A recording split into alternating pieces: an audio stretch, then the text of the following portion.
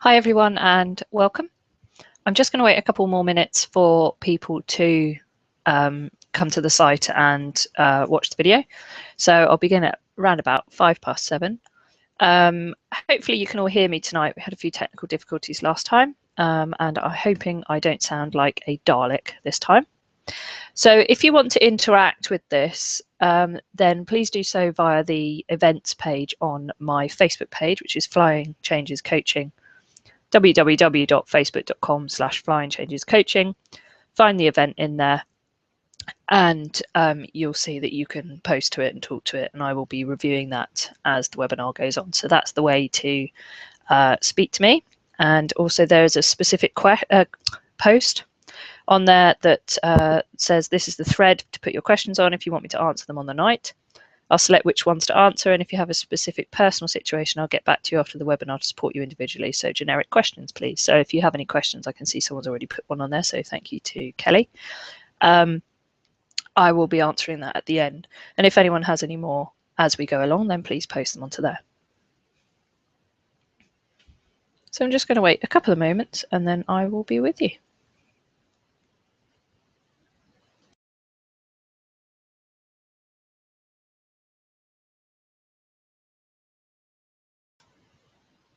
What would actually be really helpful as well is if someone could just pop a post on that Facebook page to say that they can hear okay and that in fact the sound quality is good enough this time. That would be great. Thank you.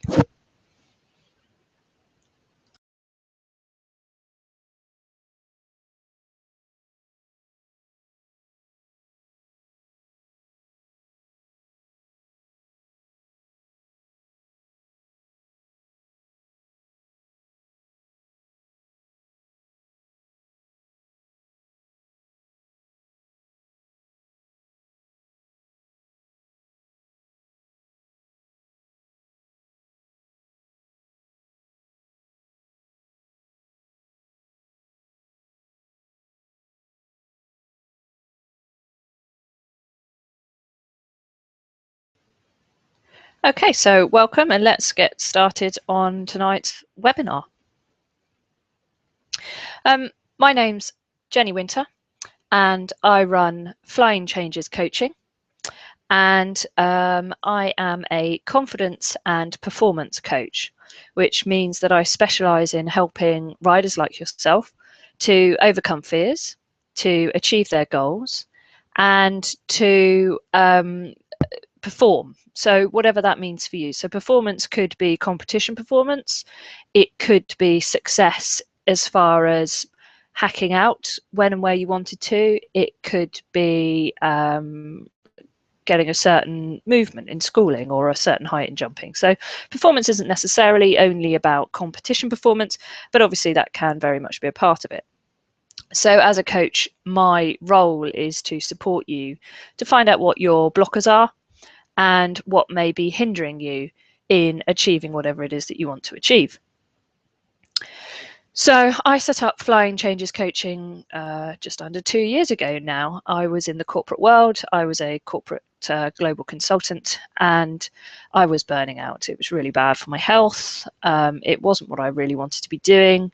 It paid the bills and it paid for my horse, which was fantastic. But I realized that everything was out of balance. I had no time to ride my horse. I was paying other people to be looking after my horse whilst I went out traveling to earn the money to see her just a few times a week. So I decided to redress that balance and actually to go full-time with something that I'd been doing part-time, running workshops and things anyhow, and to do what I loved. So here I am, a few years on, having done an awful lot of research into these areas and spent a lot of time working with countless riders, looking at everything from riders at grassroots to Grand Prix, and helping them to be more confident, achieve what they want to achieve, and perform whatever that means for them.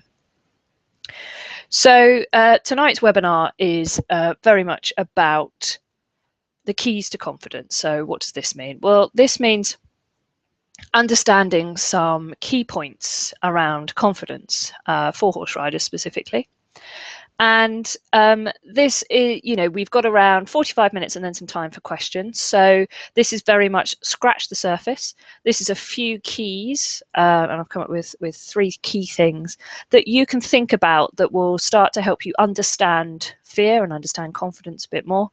And obviously, if you want to go into more detail on things, then there'll be some more information about how that can be done. So tonight, I literally just want to talk about these high-level things with you, the keys themselves.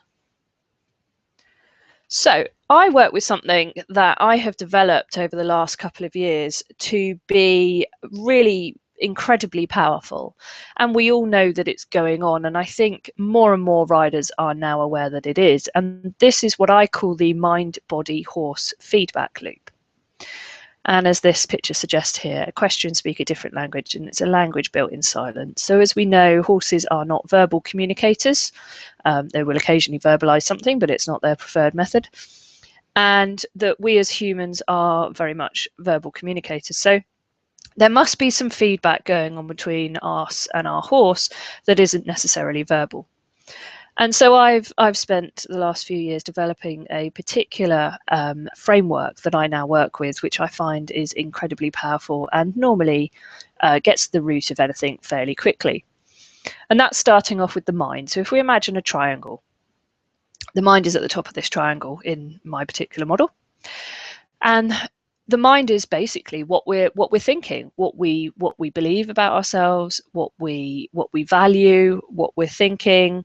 And you know, if we're in fear, if we're happy, if we're confident. So I very much work with the mind, and I use various different techniques, but my main thing that I work with is something called neuro-linguistic programming, or NLP. And by the end of this year, I'll be a trainer of NLP, which is the highest level that you can get in the NLP world. So essentially, the mind very much influences the body. So there's all sorts of things you can do to prove this. And rather excitingly, I'm going to be doing some research at the end of the year with some biomechanics instructors. And we're going to be looking at how I can be coaching without mentioning the body in any way, but the body will be changing as a result of the mind, which is pretty cool stuff. So I'm really looking forward to that research coming out. So watch this space if you want to know some more about that. But basically, we all know that the mind affects the body, so that if you're feeling confident and happy, your body will be more likely relaxed. And if you're feeling fearful, then your body's more likely tense on a very basic scale. So your mind affects your body. And then your body will affect your horse. So again, if you're feeling tense, your horse is far more likely to be tense. And if you're feeling happy and relaxed, your horse is far more likely to be happy and relaxed. And then because your horse is happy and relaxed, it will feed back to your mind, and your mind knows that your horse is happy and relaxed, so you're more likely to feel happy and relaxed. Equally, if we take a situation where, let's say, you're out hacking and you're out riding and your horse spots something and it stops, and you know that that could mean it's about to do something. So you tense up in your body because you're worried.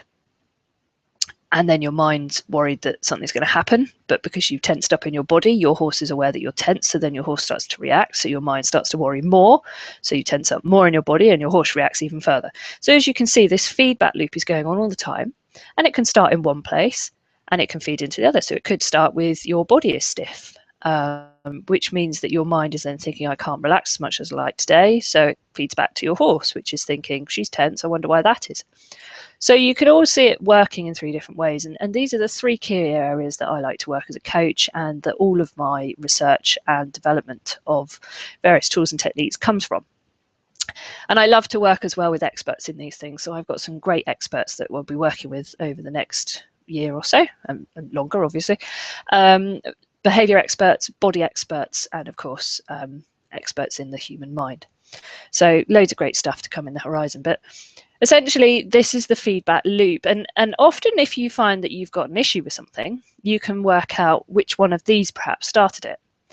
Now, I know a lot of people seem to think that actually it's their horse is the one that starts it. So if we take someone who's worried when they're out hacking, the first thing that happens is their horse spots something. And you've picked up on those subtle cues from the horse. And in this sense, yes, it most probably is the horse that started the feedback loop off. So the horse got tense, and then you worried about it, you got tense in your body, so your horse got more tense. Fine. So if we think about that the first time it happens, And then you don't like that particular reaction, so you're then worried about it happening again. So actually then what's going on is that your body's then starting it, because actually you're then concerned. So you are, well, it could be your mind or your body really. You're worried about it, so you're tense. So then your horse is looking out for danger, so your horse is more likely to react. And so the next time you go out for a hack and you pass this particular place, let's say where the dog that runs up to the gate is, for instance, because your mind is telling you that this scary thing might happen again, your body will be tense, so your horse will react.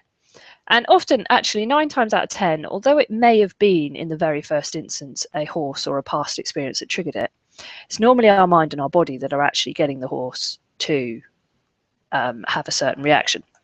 So the way that I work is that, yes, absolutely, we do need to be working with our horses and getting them confident and using shaping plans and all sorts of things from a behavioural point of view and training to help them. But actually, a lot of the time, if we can work with you as the rider to change your mindset and understand what's happening in your body, you won't get the reactions from your horse, and then the feedback loop is complete. So that's where I'm coming from.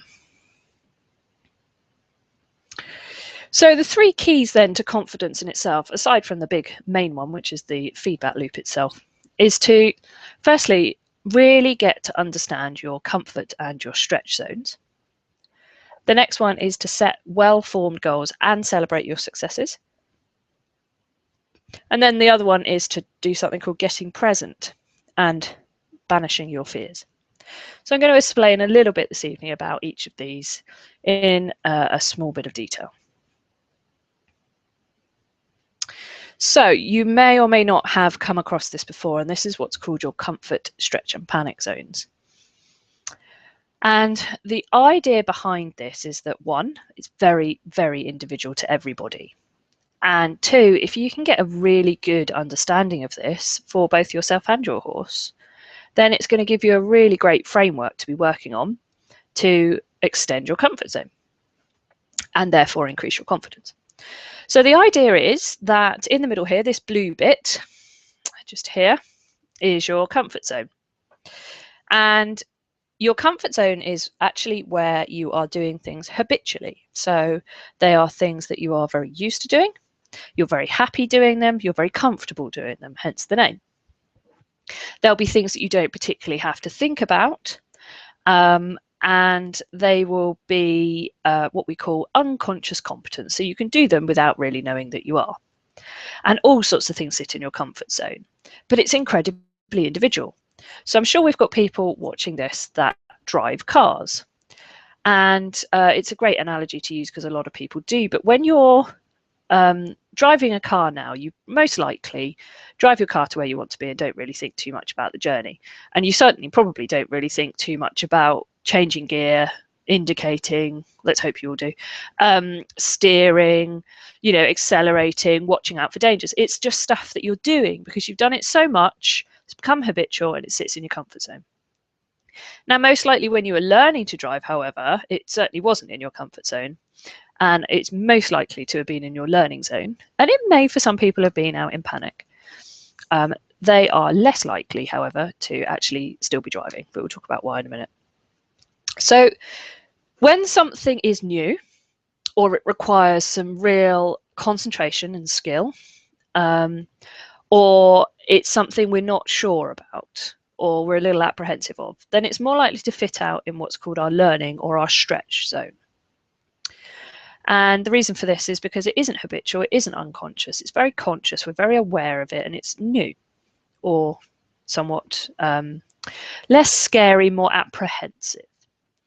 And so out in that zone can be all sorts of different distance away from your comfort zone. So there can be things that are a little bit new or different that are close to your comfort zone. And there can be things that you're still quite happy doing, but they're a much bigger stretch, verging on the edge of a little bit scary, perhaps. And then you go out, if you go over the edge, you go into what's called panic zone. And although there is a red circle drawn around this, it's sort of infinite, really, as are all of these. They're all different sizes. And what happens when you end up in your panic zone, or it can sometimes be called your stress zone, is that your brain goes into primal mode. without getting into too much brain terminology, there's a part called the amygdala, which is very much primal, and it's what looks after fight or flight.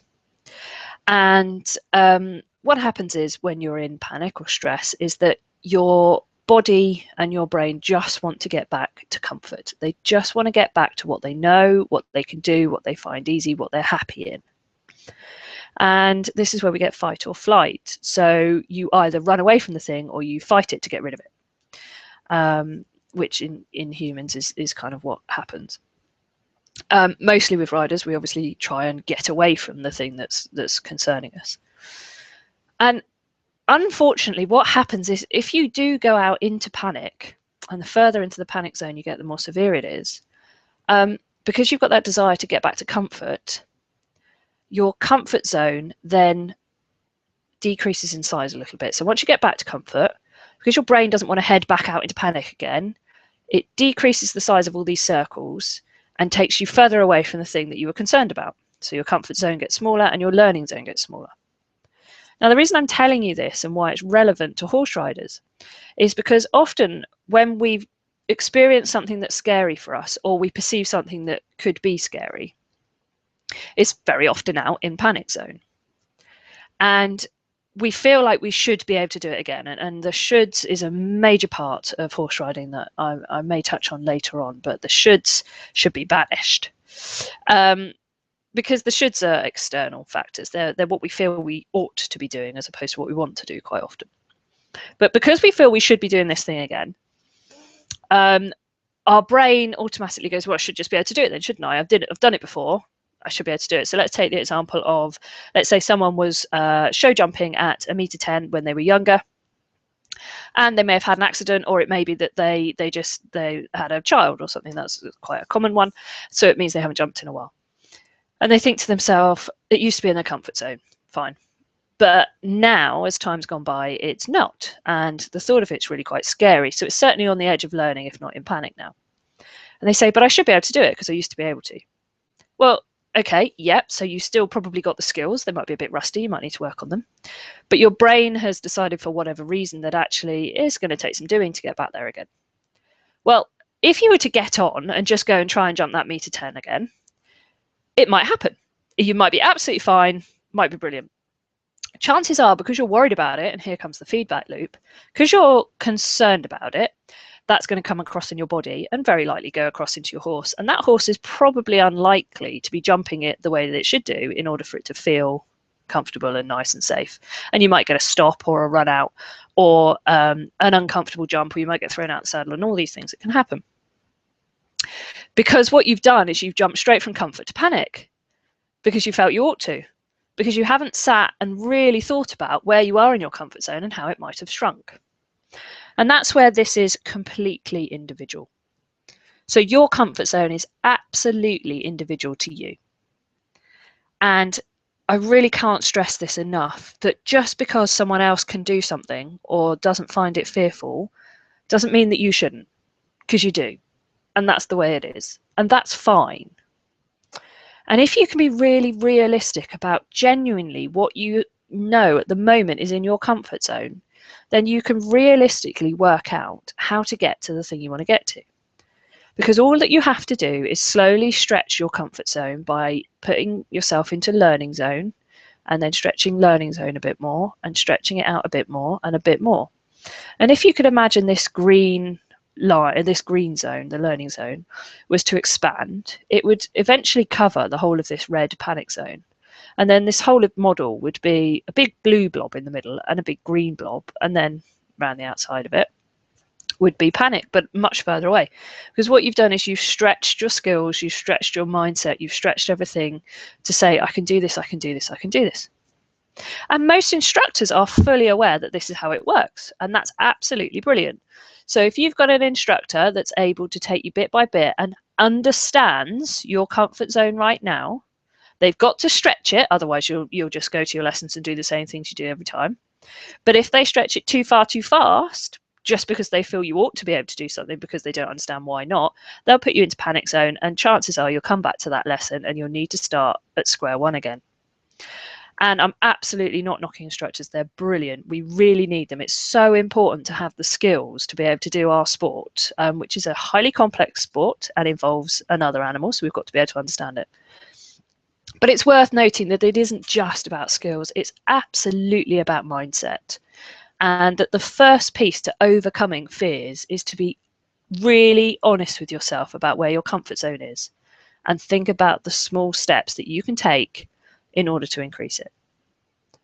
And if you can banish the shoulds, if you can banish the idea that just because you used to be able to do it, you should be able to do it now. Just because someone else can do it, you should be able to do it now. Just because you want to do it, you should be able to do it. Let's get rid of those and think about what you want to do. And if you can change a should to a want, you're going to be far, far, far more likely to actually succeed because you will take the steps needed to get there. So that's enough about the comfort zone for now, or the comfort, stretch and panic model. Just one little bit here, you'll see on the left, there's this little piece that says your comfort zone is here and where the magic happens is outside of it. Because we know about the analogy of the person that only ever lives in their comfort zone, and actually what happens is the comfort zone does get smaller because they're never stretching it, they're never increasing it. And if you think of it like an elastic band, it will stretch a lot, and it will stretch and eventually get bigger, and that's perfect. But it will also snap if you pull it too far, and that's what happens if you go into panic zone. Sometimes you might just need to dip your toe and go, oh, that's the edge of learning. Okay, I'm aware of that then.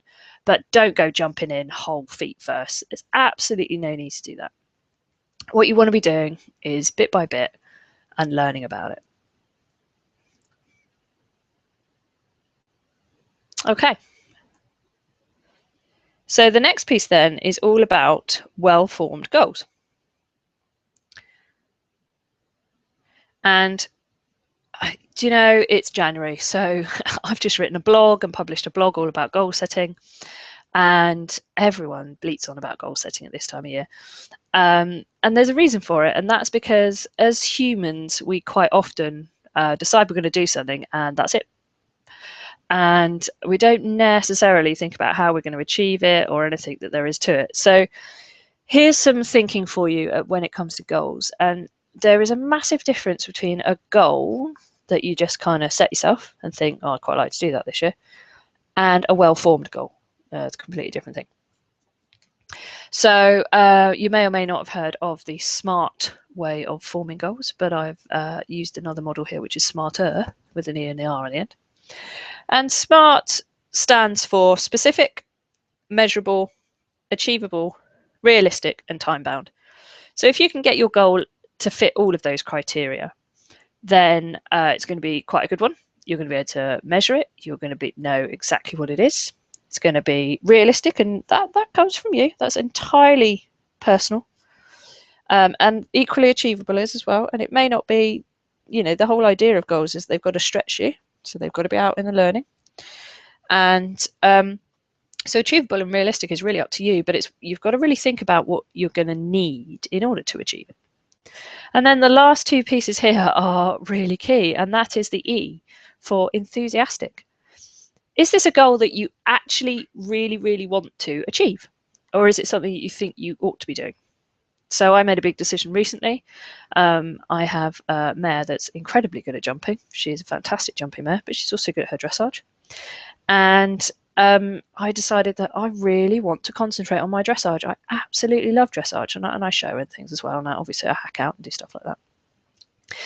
And I realised that actually the amount of time that I had to spend on my riding, I just didn't really want to be putting to improve my jumping skills. It didn't interest me. And yeah, I mean, in the past there was an awful lot of fear from that sort of thing, and I've gotten over that, and I've been jumping recently, and I've been thinking, oh, I don't have the love for this like I used to. And so I made a big decision not to do it, because quite frankly I wasn't enthusiastic about it anymore. And okay, people said, oh yeah, but your horse is brilliant, she loves to jump, you know, she should be jumping, more shoulds. And I sort of thought, well, I don't think she's really that fussed if she jumps or not, to be honest with you. She's quite a happy horse, and she gets time out in the field with her mates, and she's happy when she's being ridden.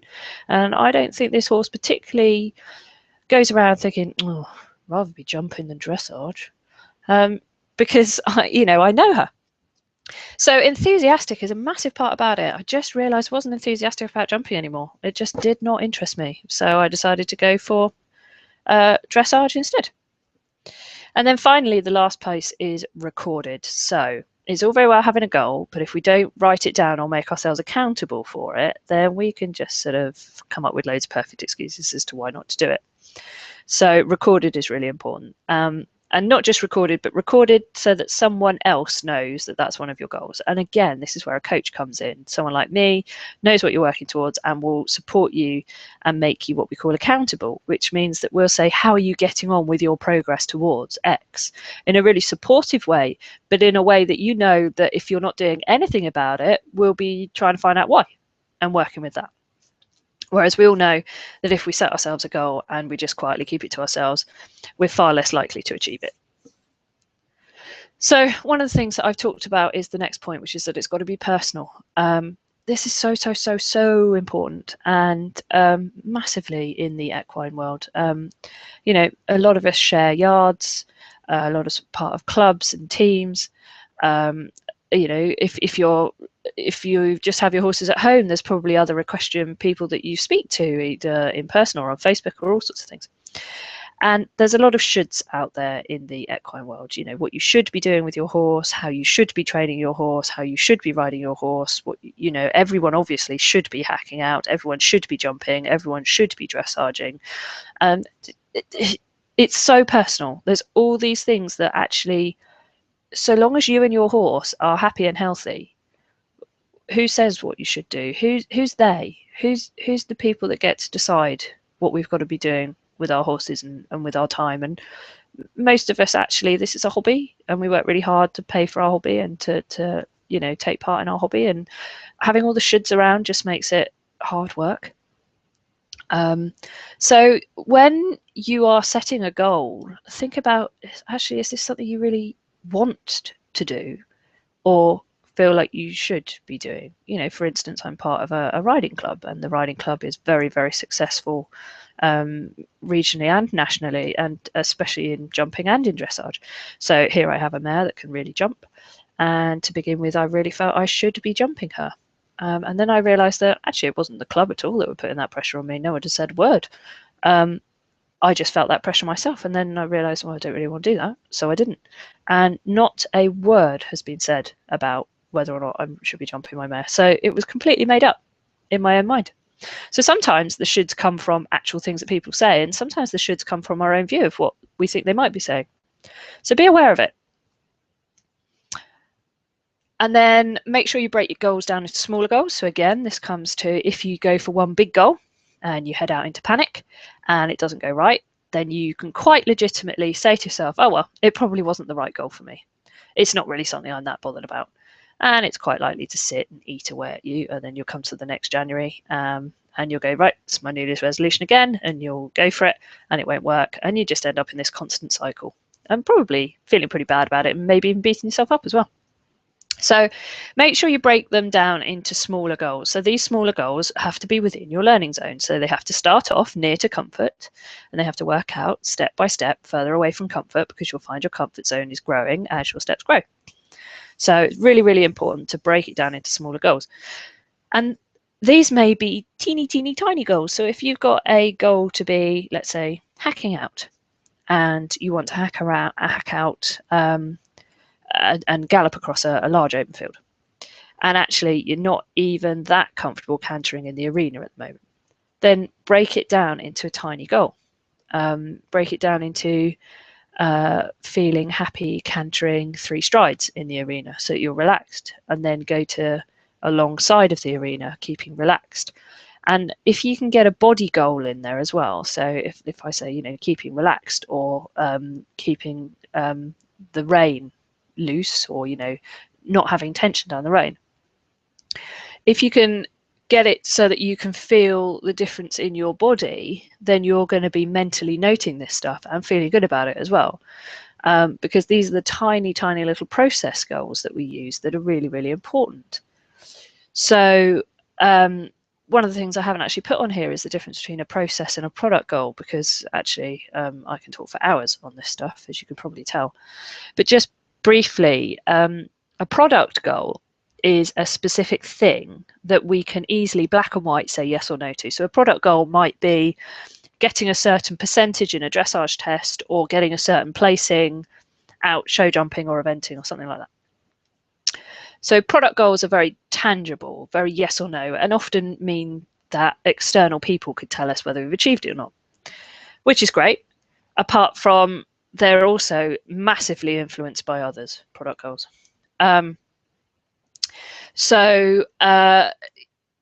You know, it's very subjective. Dressage, massively subjective. You can't go for a certain percentage because it depends what judge you've got, for instance. Depends how they're feeling on the day.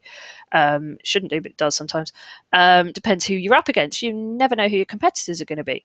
Depends how your horse is. Massively important, we know this. And so product goals, if you go out with the goal of reaching a certain percentage in dressage and you get a judge who has judged loads of really absolutely stonking horses, you get a professional come into the class with a load of their youngsters, you get your horse who just isn't really feeling it because you know, it hooned around in the field the day before and it's feeling a bit tight, those sort of things, and you come away and you haven't got anywhere near the percentage you want. So say you wanted 70%, you came out with 58, so you feel deflated about it because it's a yes or no on the goal. But if you were to pop in a whole load of what we call process goals, which are about getting there, then you might put things in like, when I'm schooling at home, I want to have my horse feeling through its back and over its back. I want it to feel soft in the bridle. I want it to be able to bend well, and I want our transitions to be clean and crisp. I want it off my leg and I want it into my hand, for instance. And when you're working with these kind of process goals at home, they're all good things to have in a test as well. So then if you're working with these process goals and you're going, yeah, we're getting these, we're getting those, and then you start replicating them out when you're competing, and then you go out one day and you've got all these process goals and they're still going on when you're doing your test, and you come out and you happen to get 70%. That's fantastic. So you've achieved your product goal through a load of process goals. And process goals are far more likely to keep you on the straight and narrow because they're smaller. They can be adjusted much quicker. You know if you're on track with them or not. So if these are the smaller goals, so if you can break down something bigger into those kind of things, it takes away the element of influence of others, and it also gives you something to really concentrate on as you go. So the next one is to build in celebrations. So again, a thing with product goals is that you will only celebrate once you get to it. And if you never get to it, you've never celebrated. So that's a bit pants, really, to be quite honest. So build in celebration. I'm not talking about, you know, big parties or anything. Obviously, you can do those if you want to. But little things like, I don't know, we're going to school twice a week, but we will get to hack out on the weekends, which we love, you know. Or if I manage to go out with my friend for a lovely hack, then the two of us are going to have a you know, a drink in the pub afterwards, or something that is inspiring you on to keep going, and maybe that you can share with someone, which is always good because again, there's that accountability aspect, but that inspires you when things get hard as well. So the little celebrations, and they have to be little things all the way through, not just one at the end. Otherwise, again, if you don't feel like you're getting towards it, you're probably going to give up because you don't feel like you're getting there.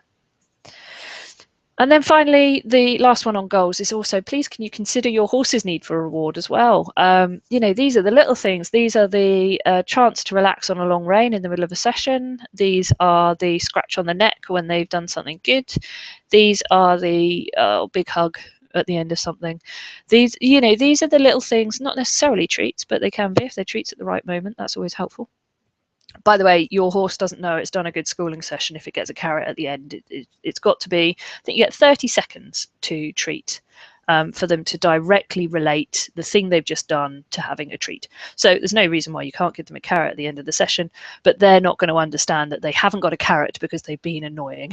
It just doesn't figure in the horse's way of thinking. But, you know, please consider their need for reward as well. And it, you know, it may even be as simple as when they've been to a competition, and I use competition a lot because it's quite tangible, but it doesn't have to be. And they've worked hard, then they get the next day off to chill out in the field with their mates and they get left to it.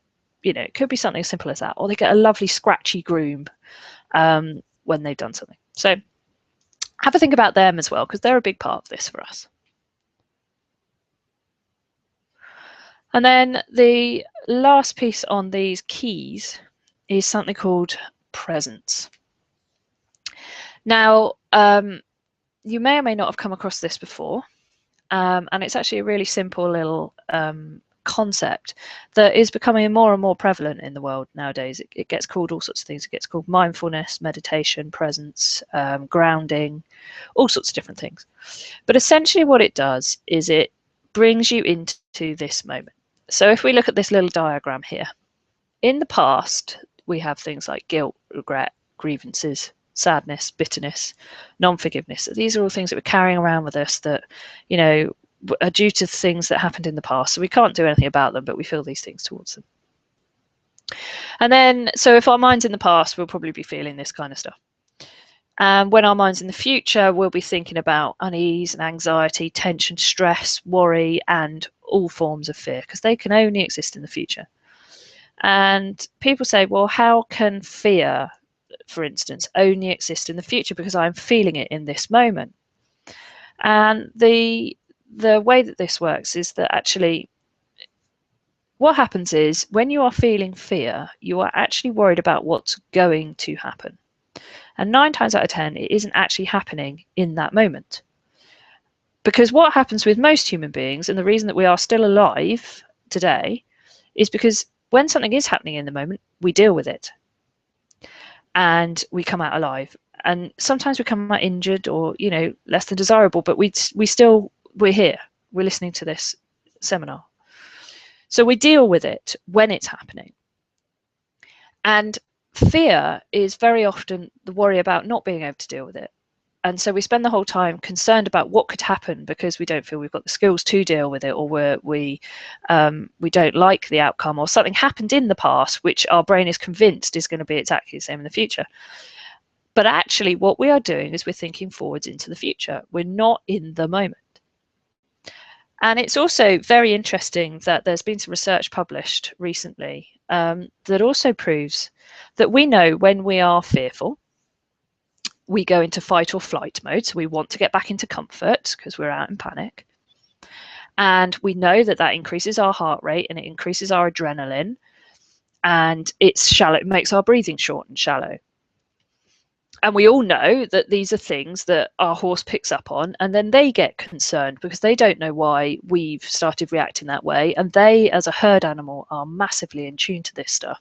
So they have to do something about it. And 9 times out of 10, they will do something that we're not particularly fond of. So they can either fight or flight, fidget, or freeze. They're their 4 options as to what they can do when they're concerned.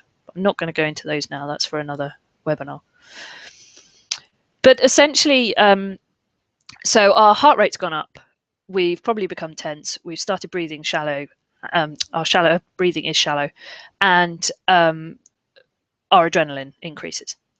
Now, the clinical, I don't know if it's clinical, but the scientific proof now says that if we can get a control of our breath, and if we can take our breath much slower and much deeper, and we can control our breath at all times, even if we feel we can't, apart from perhaps if we're having an actual panic attack. But even then, don't you be surprised, you can control your breath and get our breath slower and down. It has been proven now that that does slow our heart rate and lower our adrenaline.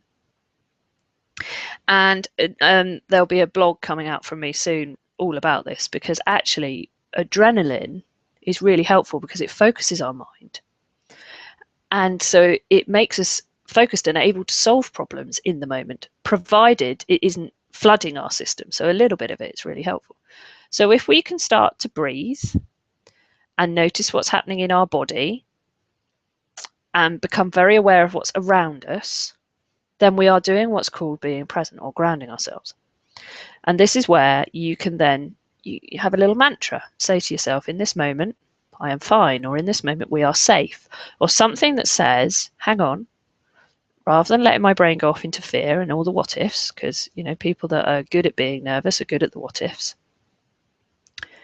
then you are able to just stop those for a moment and go, actually, no, I've got control over my brain. This is not going to happen. Now, this can take some practice, and you've got to start noticing what the triggers are. And in another webinar, I'll talk all about triggers and actions. But if you can start noticing this, so for instance, if you're about to get on your horse and you notice your horse is a bit antsy and it's not really standing still, or you're a bit concerned, just take a moment and think to yourself, whoa, hang on, am I actually present in this moment? Or have I just turned up from work with all the stuff from today going on and all the worries about what might happen, and I'm about to get on my horse holding on to all this stuff? And your horse hasn't got a clue. It just knows that there's this energy, their adrenaline, this heartbeat, this human around them that ordinarily they wouldn't have chosen to be around if that was another animal in the herd. They'd have wandered off and or dealt with it or done something else. So be aware of this. Very important. And then finally, just one more thing about fear and confidence is we've talked about how personal it is, and it's incredibly personal.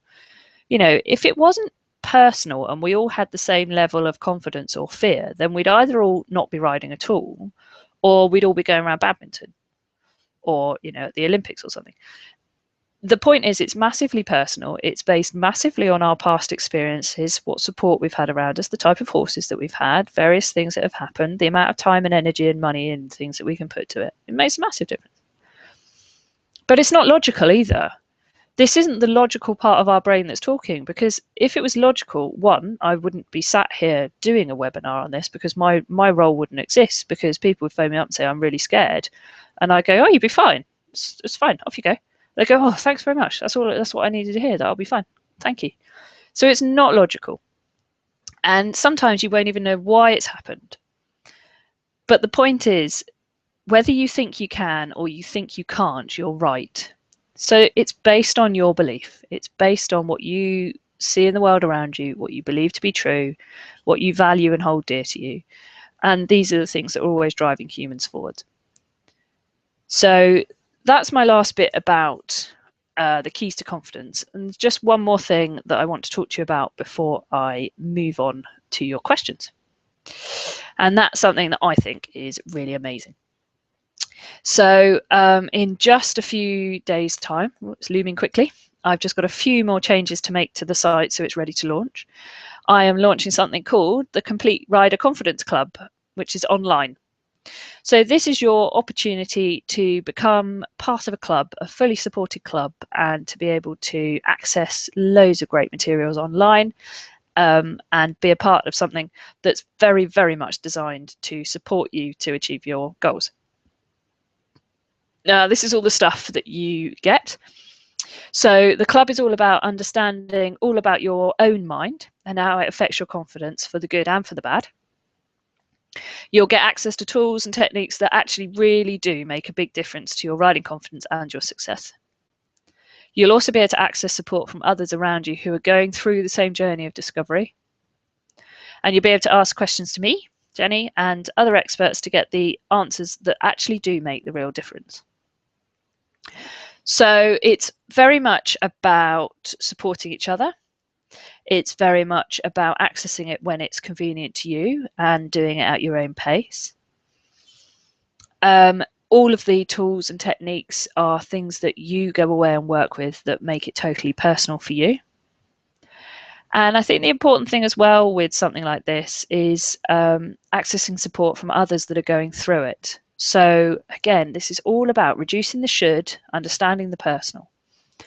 So, you know, we all know that, for instance, Facebook groups, we can go on and we can post something, and there are quite often people that just don't get it, that answer, and can come across quite aggressive sometimes, and other times just seem not very understanding. So part of this group is a very special private Facebook forum where you are encouraged to actually find someone who's going on your journey, doing this, you know, got a similar goal that you have, and supporting each other. So helping each other out, finding a way to connect, so that, let's say, for instance, your goal is to be hacking out on your own and someone else has got the same. You can help each other, support each other, maybe look at the exercises together, find out what's working for that person. When they're having a down day, you can be there for each other. And it's really important that we support each other through on this stuff. So one of the parts of it is very much about supporting each other's, which is why I've said this is a totally unique club. I can't find any other clubs online that actually actively encourage you to buddy up with each other and support each other. They're designed more about information sharing, maybe about you being able to do your own exercises and things, but not about coming together as a group and finding your own ways to support each other. And as this club grows, I'm really looking forward to seeing how we can make it work, and developing it to make it right for us. So each month you're going to get videos, and they will be videos of workshops that I have done that you can watch and be a part of. They will be videos of I'm about to do some really awesome work with a lady who does Pilates. So we're going to be looking about how your body affects your confidence and actually what you can do about it, because we all know it does affect your confidence, but what can you do?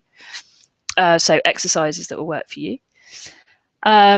New exercises to work on each month, and this is written exercises, that's written and ridden, and also body exercises. So this is bringing together the whole mind, body, horse thing all the time, maybe even some horse exercises in there as well. You're going to get one of these live webinars each month. So this one is completely free and open to anyone, but there will be one exclusively for club members every month, where again you can ask questions to me. Access to each of these webinars is recorded as it's going along right now. It's being recorded, so it will go online straight away. So if you can't come to the live one, you can access the recording. We've talked about the Facebook forum. And then equally, I do a lot of one-on-one coaching as well, over phone, over Skype, and person to person, and there will be products and things coming along the way. So you'll get special members only discounts on those things as well, and priority booking onto workshops and things like that. So the cheapest version is just £10 a month, which is nothing really, to be honest with you. And the idea is to make it very available to you all to grow the club so that we're there for each other and can support each other, because this is going to be one of these things that as it grows, it gets even more powerful. And I'm getting great experts join me with this club as well. So it's going to be constantly building. And each month, new things will be opened up for you to get access to. So I think it's really exciting anyway. And there is a very special offer for a limited time only. So the first 25 people to sign up before the end of January, so you haven't got that long left now if you want to do it, you get your first month for free, and you get a free copy of the goal setting guide, which is a guide which I will send out to you, which isn't actually going to be available until later on this year. Or it is, but in bits, but you'll get the whole pack together in one go, so you can start thinking about them now and really looking at goals. And it's really easy to get your exclusive offer. So you just email me flyingchanges@outlook.com, and I will get back to you shortly with that stuff ready for you to start on the 1st of February. So I'm really looking forward to doing that with you. So questions then, let's have a look. What have we got? We have got, Kelly, what can I do to be more confident at shows? My horse knows his job. I'm a nervous wreck just before going in the ring, to the point where I'm almost in tears before going round in to do my dressage test or show jumping round. Thanks in anticipation. So yeah, great question, Kelly. Oh gosh, I haven't got very long to answer it either. What this boils down to is awareness. So one of the things I want you to start becoming aware of is at what point do you start becoming more anxious? Is it before the show the day before? Is it in the morning? Is it when you're in your lorry or your trailer? Is it as you start tacking up? What's the point where you notice that your body has realized that it's going to start to get anxious and your mind starts to feel the nerves? The other thing then is what I've talked about today, is about breath. And it's really vitally important that you start to embrace nerves as something that's actually a good thing, because top athletes get nervous, but they know how to harness them, because what nerves do actually is focus your brain. So then you can have complete focus on your body, which means you have influence over your horse and you can tweak the minutest changes as they happen before they then become an issue. So a top rider riding around the badminton cross country, for instance, has got to tweak stuff before it becomes an issue, because if they let it become an issue, then they're going to have some kind of serious accident. So what they will do is they will find what works for them. So it may be that you need to have a bit of quiet time before you get on your horse to get your breath, get yourself present. Sometimes it helps to rub your tongue on the roof of your mouth while you're doing this, because it really brings you into the moment. and think to yourself, you need to get some kind of mantra or positive thought that says, you know, I am safe, I am fine, I enjoy this. Something that brings you into that moment, and you can just lower your adrenaline a little bit to the point where you can use it to really focus you. Because, you know, if you're competing, it's probably because you want to compete. So you really need to be clear on why you want to be competing as well. So bigger piece of work there for you. Why do you want to be competing? And then have that positive in mind. When you're at that point, you're nervous, go, right, nerves are good. These are going to focus me. I'm going to take some deep breaths and really control, get my body on side. It may be that you want to do something that focuses your body. So, you know, something like juggling, for instance, really focuses your motor skills. So, or touch your toes, you know, rub your belly, pat your head, something like that. Get your body back on side. Concentrate on your body for a moment before you even get on your horse. Because most people actually say, and you haven't in here, but I'm presuming a lot of people say that actually once they're on their horse, they're okay. And that's because once you're on your horse, most riders have very good body awareness. So you then get on with the job at hand, which means you brought your thinking into the present. So you're working with your body in that moment. Now, you haven't said that particularly here, but I kind of picked up from the point that actually it's before you go in to do your round. So probably you're okay.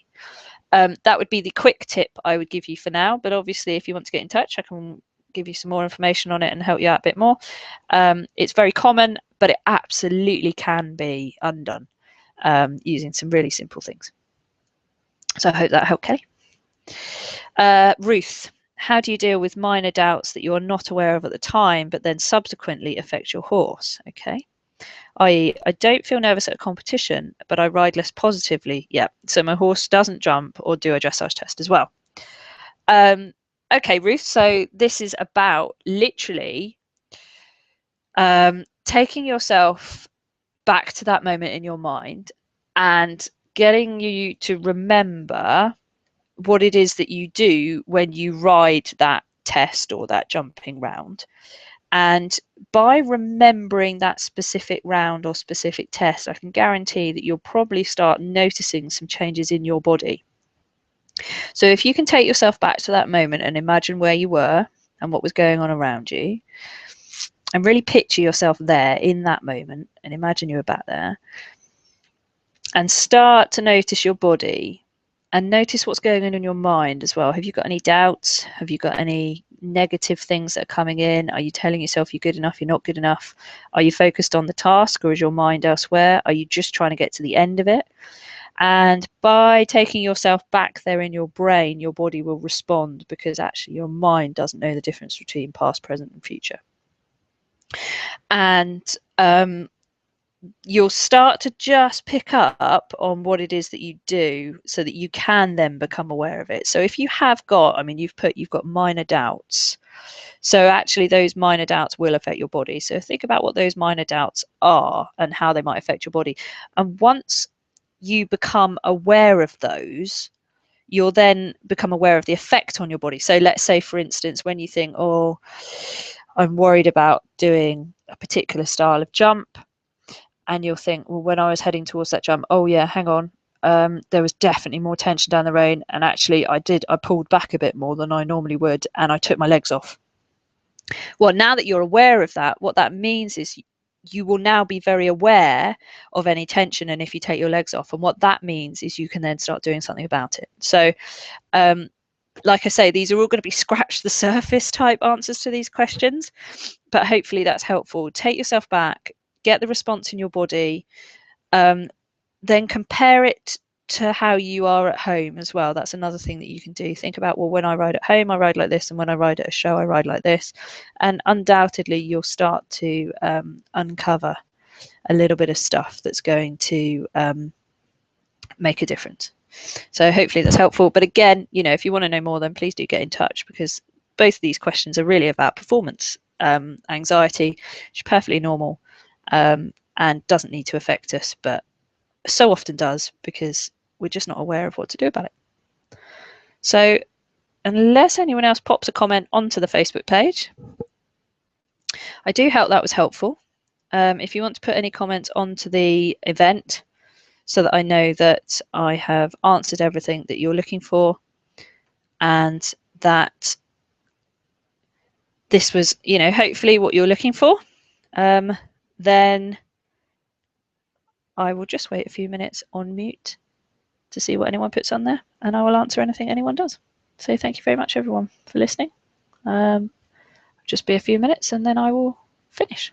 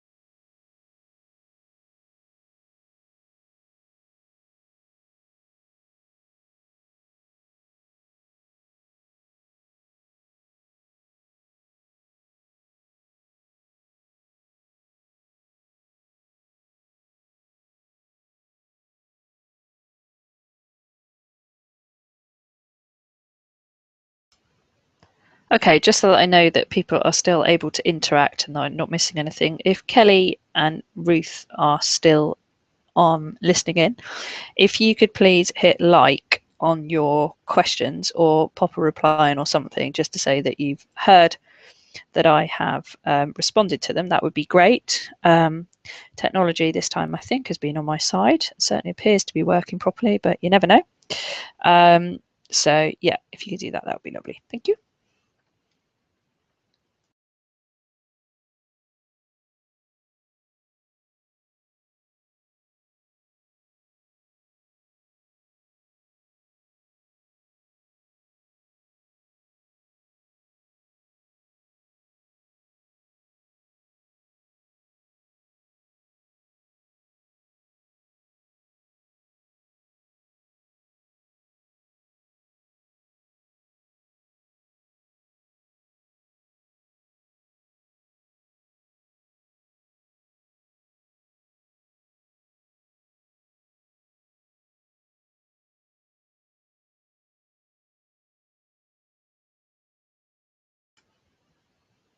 Okay, great. So just a reminder then, if you want to get your exclusive offer of your first month free and then a free copy of the goal setting guide by signing up to the Complete Rider Confidence Club, then please do give me a shout. The email is flyingchangescoaching@outlook.com. I do hope you've all found some interesting bits from this, and it's helped you think a little bit more about your confidence. And I really look forward to being able to share more with you in the future, and also to be able to bring in some more experts that look at the horse and the body as well. So thank you ever so much for taking the time to listen, and I look forward to hearing from some of you in the future. Thanks, Tim. Bye-bye.